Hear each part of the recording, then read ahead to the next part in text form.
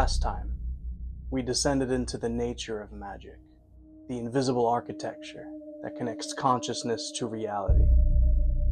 But to understand it fully, you have to follow the thread backwards, past temples, past myth, past humanity, into something older than memory.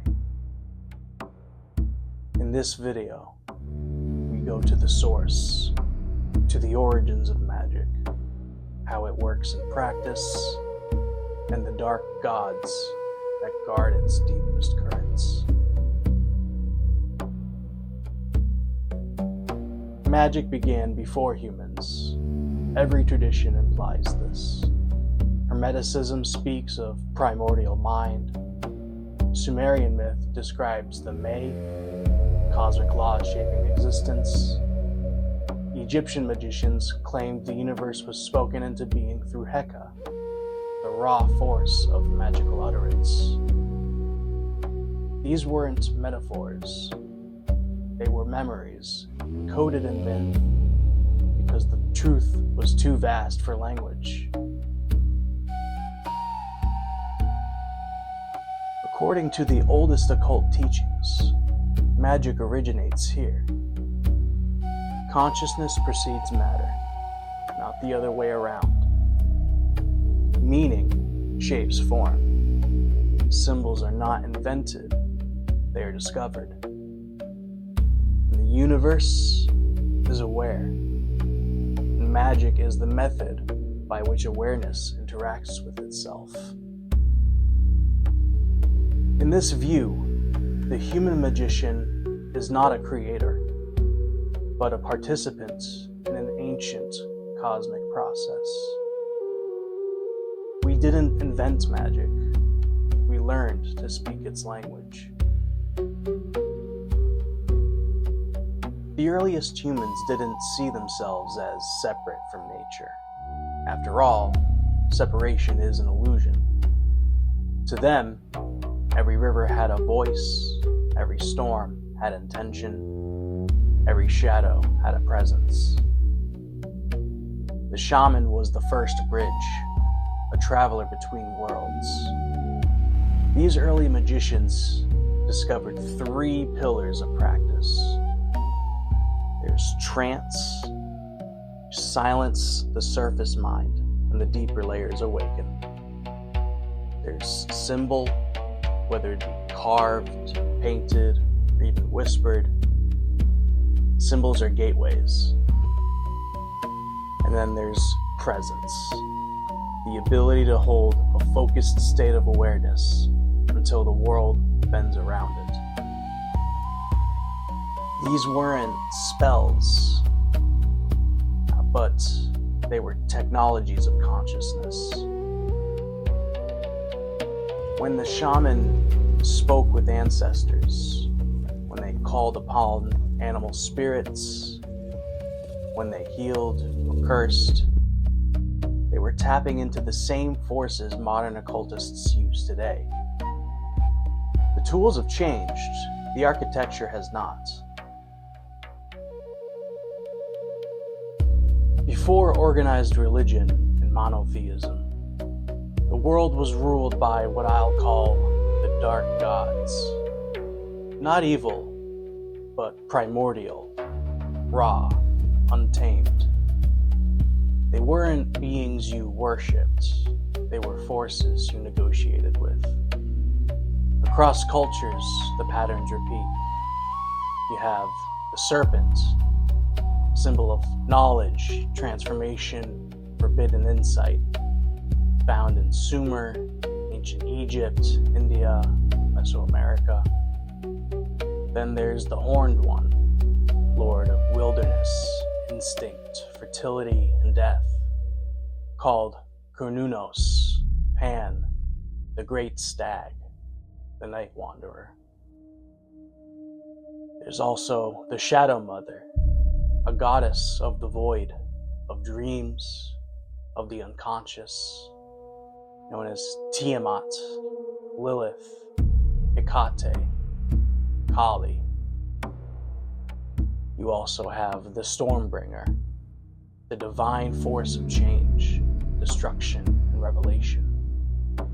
Enlil, Set, Thor, Indra. These beings weren't gods in the modern sense. They were personifications of cosmic currents, archetypal forces embedded in human consciousness long before writing. Magic is the art of interacting with these forces consciously. Not worship, not fear, but dialogue. Let's get practical. Here's how a magical working actually functions, stripped of superstition, revealed in its raw occult form. The first step is the intent. All magic begins with clarity, a razor-sharp desire. It cannot be conflicted, it cannot be vague. It must be a single, unbroken line. Step 2 is the vessel. This can be a sigil, spoken incantation, a written command, a ritual gesture, or even an object holding a symbolic charge. This vessel encodes the intention into symbolic form. Step 3 is the altered state. Magic requires breaking of the ordinary mind.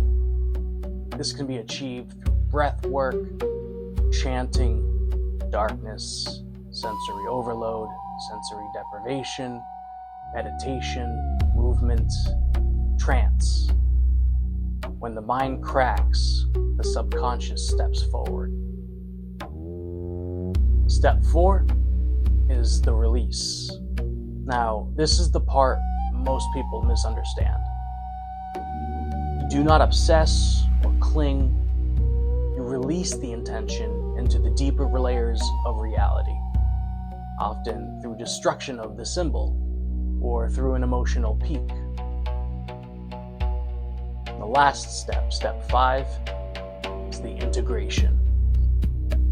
Magic works through alignment to adjust your behavior, your perception, your opportunities to harmonize with the intention that you've set and released.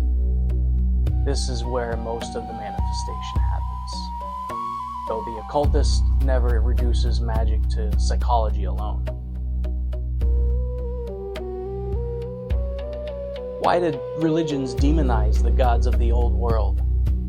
Why did empires ban magic? Why did monotheism absorb or destroy pagan traditions?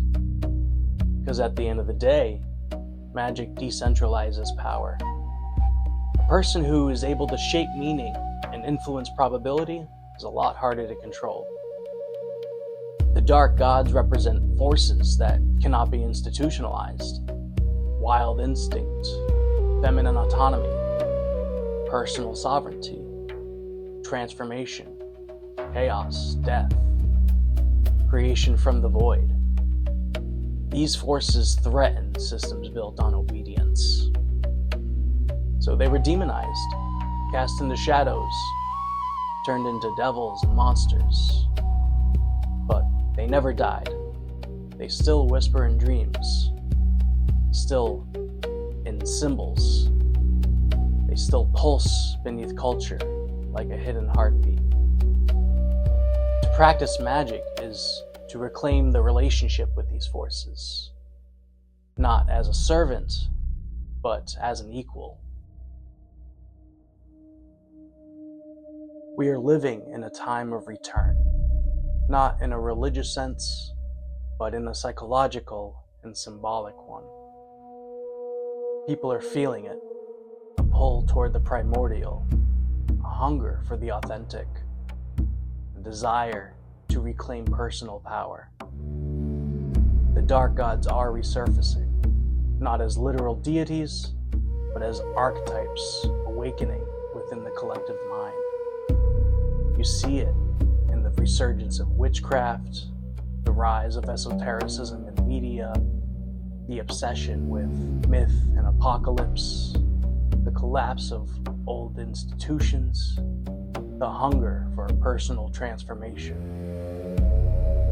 Magic is not returning. We are finally remembering it.